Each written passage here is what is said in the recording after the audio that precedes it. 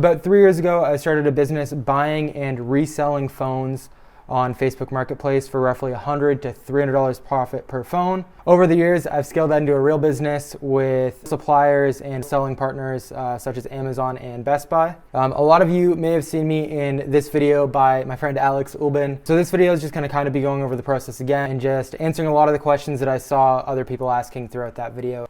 One thing I would like to clarify, that model that we showed in the video is not how I got to or how anyone can get to 7 figures buying and selling phones. The model we showed in the video is just how you could probably make a solid $500, even $1,000 a day buying phones on Facebook Marketplace and selling them for more. Obviously, the model I do, which is buying phones wholesale, selling them on Amazon, the barrier to entry that's pretty high. You need a lot of capital and a lot of time in the industry. I wouldn't even know how to tell someone to get in there. So in this video, I'm focusing entirely on how you can buy phones on Facebook Marketplace, sell them back on Facebook Marketplace or eBay. So I'm just gonna go ahead and get straight into the video. In this video, I'm gonna be talking about how I would find good deals, how I'd go ahead meeting up with people and buying them, as well as how I would go about selling the phones. And then throughout that, I'm gonna go ahead and go over a lot of the questions and concerns I saw in the comments on Alex's video.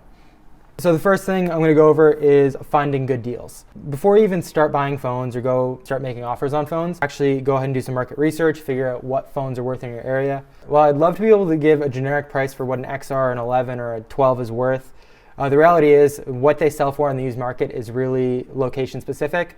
So I'd rather teach you guys the actual way to figure out how you should be pricing phones and what they're worth and what you could sell them for. So you're just going to go on Marketplace, and whatever you see the majority of phones listed at, generally the selling price they typically go for is for like $50 to $100 less than that. And I should note my prices are CAD, so if you're in USD or a different currency, that 50 to 100 might mean that there's only like $40 to $60 margin USD. Another way that's super effective if you plan on selling on eBay to figure out what phones are going to sell for and what they're worth to you, and you could actually filter based on sold items for specific phones.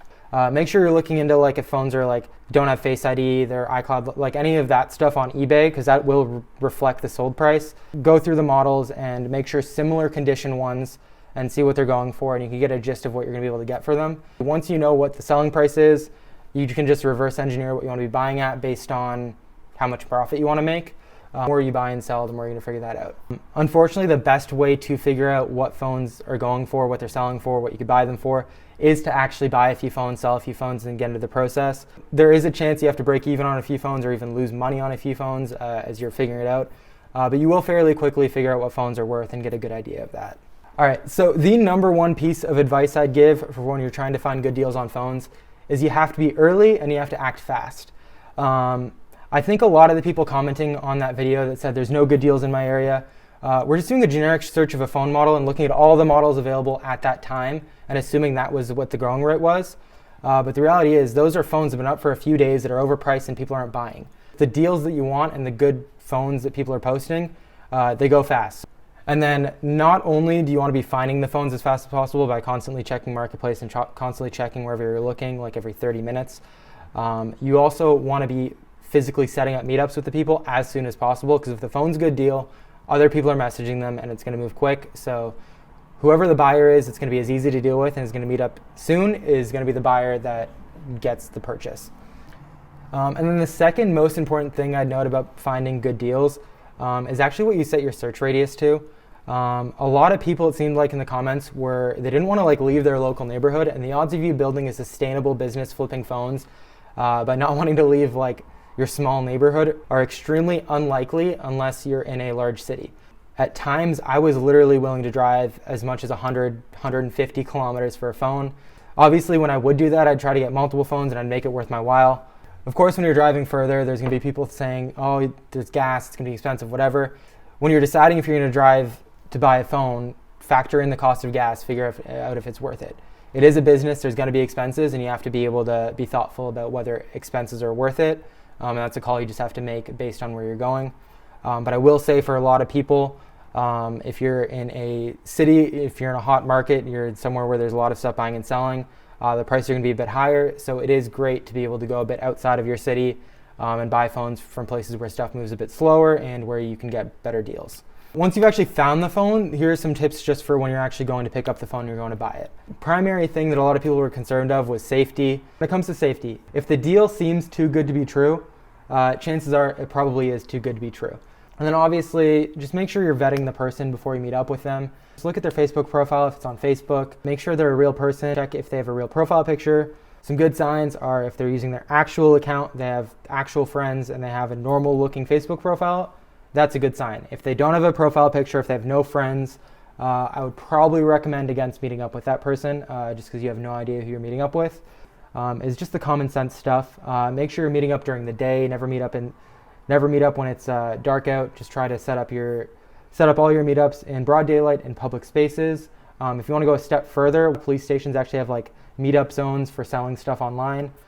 If you have local police stations, try to set up your meetups there. Use your common sense when you're meeting up with people. Don't be meeting up with people super late.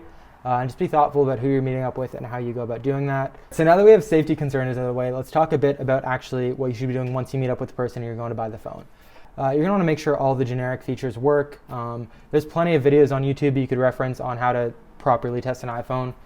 And then the main two things you also want to be checking that are really important is you want to make sure there's no iCloud account on it. You want to make sure the iCloud account's removed, because that's really hard to track down and get off, and there's no way to remove it if the actual owner of the phone doesn't.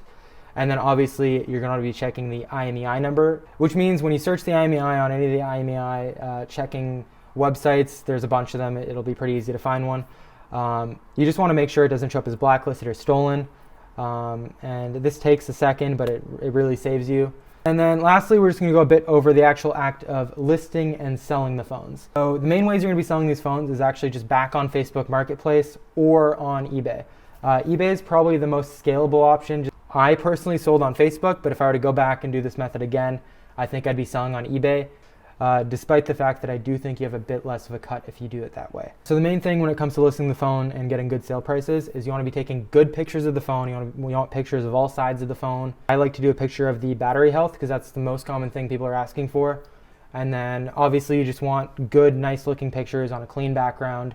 Make the phone look good and make it stand out compared to the other listings because that's who you're competing with. And you'd be surprised how many small things like that can make a huge difference in terms of getting the sale. And in addition to good, clear pictures, you're also going to want to go ahead and make a good description that talks about all the details about the phone. You're going to make sure you're pretty clear with the condition of the phone, make sure you're honest about it. And then another thing that you can do that really helps you stand out, helps you get sales, and actually adds the value of the packages you're selling is go on Alibaba and just get a bulk amount of chargers, just generic chargers. Don't get like the fake Apple ones, just get generic chargers. Get some, maybe even some screen protectors, maybe some cases. They're like pennies on the dollar. They're super cheap to have a good stockpile of them. But when the buyer is looking and they're comparing it to other listings and you're including all that for free, and it only costs you a couple bucks, you'd be surprised how many more sales you're gonna get and how easy it is to differentiate yourself and get a bit more per phone just by having the small little things on hand like cases, chargers, and packaging them well.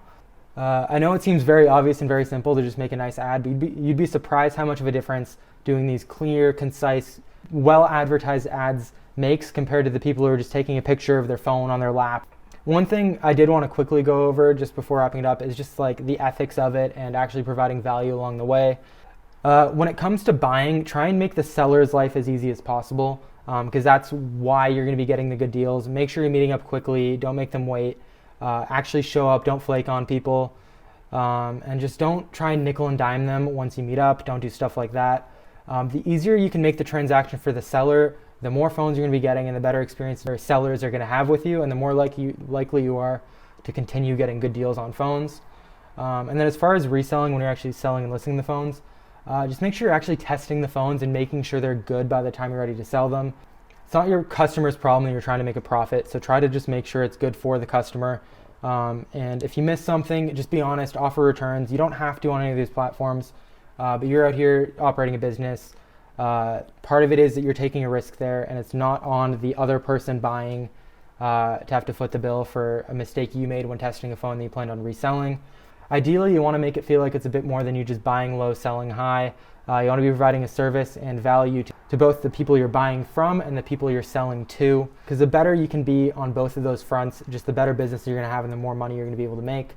All right, so this little microphone fell out, but just to summarize, that's more or less how I'd go about buying and reselling phones if we're to get back into the business. If this video brought you any value, feel free to go ahead and hit the subscribe button. I'm definitely planning on making more videos on the topic and just general videos on my journey as an entrepreneur. Also, feel free to go ahead and leave a comment below if you'd like to see a video where I actually go and buy phones and do the whole process I described in this video. I haven't done that model in like well over 2 years at this point, but I'd love to go ahead and try it and make a video to show you guys exactly how I do and go into a bit more detail. So if that's a video you'd like to see, definitely go ahead and comment below and let me know.